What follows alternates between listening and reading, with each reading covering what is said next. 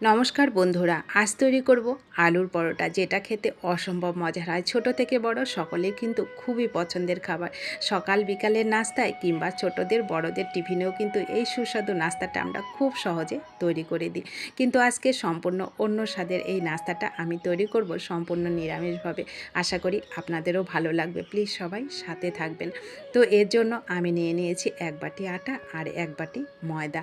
আপনারা চাইলে যে কোনো একটা নিতে পারেন। পরিমাণ মতো লবণ দিলাম, 1 চামচ চিনি দিলাম। একটু মিষ্টি মিষ্টি পরোটাটা হলে খেতে বেশি ভালো লাগে।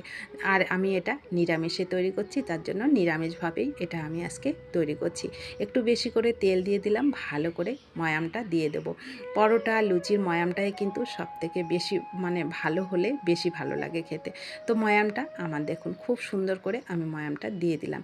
এইবার এখানে আমি হালকা উষ্ণ গরম জল দিয়ে এই ডোটা তৈরি করব।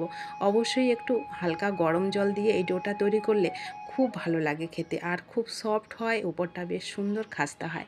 তো দেখুন ডোটা একদম সফট করে আমি ভালো করে মেখে নিলাম। তো মাখাটা আমার হয়ে গেল, এটা একটু রেস্টে থাকুক। আর এদিকে একটা পুর তৈরি করব। আমি কয়েকটা আলু ছোট করে কেটে সেদ্ধ করে নিয়েছি, ওটাকে একটা কাঁটা চামচ দিয়ে ম্যাশ করে নিচ্ছি। অসম্ভব মজার লাগে বন্ধুরা। নিরামিষ দিনে যদি এইভাবে আপনারা একবার আলু পরোটা তৈরি করে খান, তবেই বুঝতে পারবেন কতটা মজাদার লাগে এই পরোটাটা খেতে। তো এখানে আমি কাঁচা লঙ্কা বেশি করে দিয়েছি, একটু চাট মশলা দিলাম, একটু সস দিলাম, একটু ভাজা মশলার গুঁড়ো এখানে দিয়েছি। দিয়ে ভালো করে জমিয়ে এখানে এই আলুর পুরটা তৈরি করছি। এই আলুর পুরটা আমি যেহেতু ডোতে একটু চিনি দিয়েছি, তার জন্য এই আলুটা একটু ঝাল ঝাল তৈরি করলাম। ঝাল ঝাল তৈরি করলে এই আলুর পরোটা খুব ভালো লাগে খেতে। উপরটায় বেশ একটু হালকা মিষ্টি থাকে, ভেতরটা পুরটা একটু ঝাল ঝাল হয়, অসম্ভব মজার লাগে। তো পুরটা আমার রেডি হয়ে গেল। এইবার আমি যে ডোটা রেখেছিলাম ওইটাও আর একটু ভালো করে মেখে নিয়ে দেখুন কতটা সফট ছিল, আমি তো দেখিয়ে দিলাম। এইবার এটাকে আমি ছোট ছোট করে লেচি কেটে পরোটার মতন আগে রুটিগুলোকে বেলে নেব। তো রুটিগুলো বেলা হয়ে গেল, এইবার আমি পুরটা দিয়ে দেবো। এই পুরটা যেহেতু আমি একটু ঝাল করেছি, তার জন্য আলুটা কিন্তু আমি বেশি দেবো না, আপনারা চাইলে দিতে পারেন। কারণ এই পুরটা আমি অনেকটা ঝাল করেছি, তার জন্য আলুটা অল্প দিয়ে এই যে এরকম করে এইগুলোকে সবগুলোকে তৈরি করে দেবো। তো প্রথমে আমি কয়েকটা তৈরি করব, তারপরে একে একে তৈরি করব আর ভেজে নেব। খুব সহজে তৈরি করা যায় বন্ধুরা, আর খেতে কিন্তু দুর্দান্ত লাগে। আর সেটা তো আপনারা জানেনই আলু পরোটা কতটা মজাদার হয়।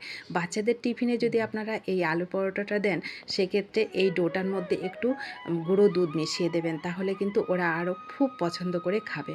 অসম্ভব মজার লাগে গুঁড়ো দুধ দিয়েও এই পরোটাটা তৈরি করলে। একটু ঝাল ঝাল পুরটা থাকে, উপরটা একটু মিষ্টি মিষ্টি থাকে, অসম্ভব মজার লাগে।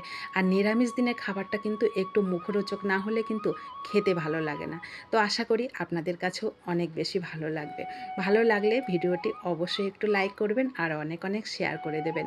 যারা নতুন বন্ধু আছেন তারা চ্যানেলটা প্লিজ সাবস্ক্রাইব করে পাশে থাকবেন।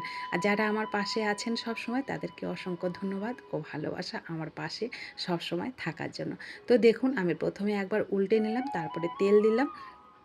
তেল দিয়ে উপরটা একটু গ্যাসের ফ্লেমটাকে মিডিয়াম টু লোতে করে রেখে এইগুলোকে আমি ভেজে নিলাম। তো সমস্ত পরোটা আমার খুব সহজে তৈরি হয়ে গেল।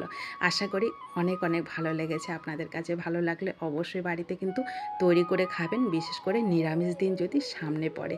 তো অনেক ভালো থাকবেন, অনেক সুস্থ থাকবেন। দেখা হবে আপনাদের সঙ্গে নতুন কোনো রেসিপিতে। ততক্ষণ সবাই সুস্থ থাকুন, ভালো থাকুন। আর রেসিপিটি শেষ পর্যন্ত দেখার জন্য আপনাদের সবাইকে অসংখ্য অসংখ্য ধন্যবাদ ও ভালোবাসা।